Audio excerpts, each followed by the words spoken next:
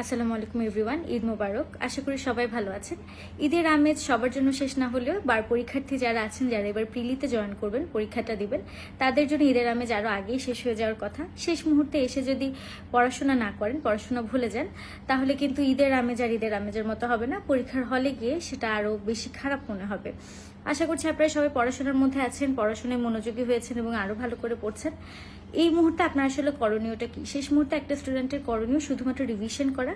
যে বিষয়টা তার কাছে মনে হচ্ছে আমি বারবার ভুলে যাই, সেটা বারবার পড়া।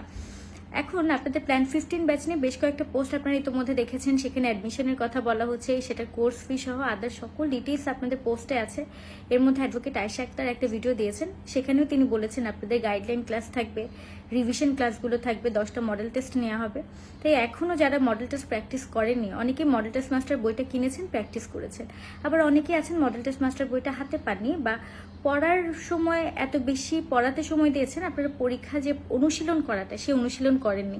তাহলে এখন আপনাদের হাতে সময় আছে এই পরীক্ষাতে জয়েন করে অনুশীলন করে নেওয়াটা। এটা ছাড়াও আমি এখন মূলত বলবো আপনার মূল কাজটা কি। আর এই প্ল্যান 15 ব্যাচটা, পরীক্ষার এত অল্প সময়ের মাঝে প্ল্যান 15 ব্যাচের কাজটা কি? এই ব্যাচের কাজ মূলত আপনাকে রিভিশন করতে শিখিয়ে দেওয়া। অনেক স্টুডেন্টের মাথায় একটা সমস্যায় ভোগে, অনেক পড়া, অনেক স্ট্রেস, আমরা কোনটা বাদ দিব, কোনটা পড়বো, রিভিশনটা আসলে কিভাবে করব। মাঝে মাঝে মনে হয় পড়াই তো জানি না, সব তো ভুলে যাচ্ছি, এটা রিভিশন করবো নাকি আসলে পড়া নতুন করে মুখস্থ করছি, এই দুটোর মধ্যে কনফিউজড হয়ে যায়। তাহলে এই কনফিউশনগুলো যাতে না হয়, রিভিশন ক্লাসটা আপনি কিভাবে করবেন, রিভিশনটা আপনি কিভাবে শুরু করবেন, ক্লাস নেওয়ার সময় আপনার যাতে আসলে প্রিপারেশনটা সহ হয়ে যায়, এই জন্যই আপনার প্ল্যান 15 ব্যাচটা। তাই যার কাছে মনে হচ্ছে আমার এখনই আসলে রিভিশনটা শুরু করার কথা, আমি রিভিশনটা ক্লাসের সাথে করব, পাশাপাশি যে সাবজেক্টগুলো, যে টপিকগুলো, যে সেকশনগুলো আমার মনে থাকছে না, সেগুলো আমি পড়বো এবং মুখস্থ করব। এবং যারা মডেল টেস্ট এখনও প্র্যাকটিস করেননি বা অনুশীলন করেননি, যার কাছে মনে হচ্ছে শেষ মুহূর্তে এসে আমি প্র্যাকটিস করতে চাই, পরীক্ষা দিতে চাই, তার জন্য এটা একটা ভালো সমাধান হতে পারে।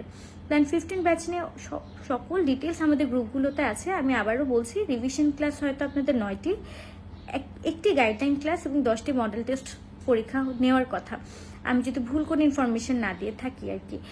আপাতত এইটুকুই। এছাড়া বাকি সকল স্টুডেন্টদের কাছে আমার যা মন্তব্য বা আমার যেটা সাজেশন, সেটা হচ্ছে আপনাদের এই মুহূর্তে পড়া ছাড়া কোনো গতি নেই। এই মুহূর্তে আপনাদেরকে পড়তে হবে, এটাই একমাত্র সমাধান। প্রচুর পড়ুন, খুব বেশি সময় দিন পড়াশোনার প্রতি, ঘুমের সময়টা কমিয়ে আনুন। যেখানে 6 ঘন্টা ঘুমাতেন, এখন 5 ঘন্টা ঘুমান, এখন 4 ঘন্টা ঘুমান, 4.5 ঘন্টা ঘুমান। সব স্টুডেন্টের ক্ষেত্রে সব মানে একই রকম হয় না। কিছু স্টুডেন্ট আগে থেকে পড়ছেন, তাদের প্রিপারেশন ভালো, তারা জানেন। যারা পড়ছেন না, যাদের কাছে মনে ভয় জমেছে, তারা নিজের স্বাস্থ্যের প্রতি খেয়াল রাখুন, সুস্থ থাকুন, পড়াশোনা করুন, হেলদি ফুডস এবং হেলদি ডায়েট মেনটেন করুন। পরীক্ষার আগে যদি অসুস্থ হয়ে পড়েন, এই ভীষণ গরমে যদি অসুস্থ হয়ে পড়েন, তখন পরীক্ষা অ্যাটেন্ড করাটা কঠিন হয়ে যাবে। এটা ছাড়াও লিখিত পরীক্ষায় যারা অ্যাটেন্ড করবেন এর মধ্যে, তারা লিখিত প্রিপারেশনটা কন্টিনিউ করুন।